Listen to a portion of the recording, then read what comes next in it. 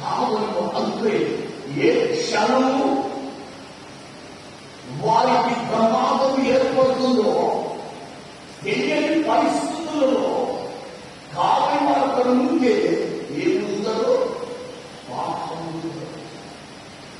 ప్రమాదము సంభవిస్తుందని జాగ్రత్త పడడానికి బాగా ముందుకుంటారు, సిద్ధపరుస్తుంటారు, వారిని జాగ్రత్త పరుస్తుంటారు. అంటే ఆ కావలి వారు ప్రజలతో ఉన్నారు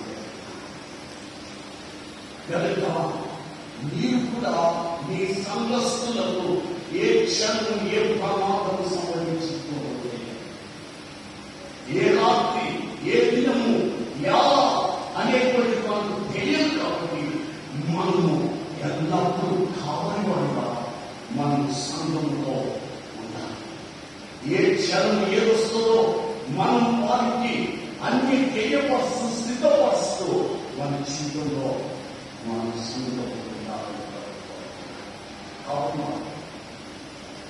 చదవబడిన యోహాను సువార్త చూస్తే ఇక్కడ ఒక చక్కని మాట వేసి అంటారు, మీరు గొర్రెల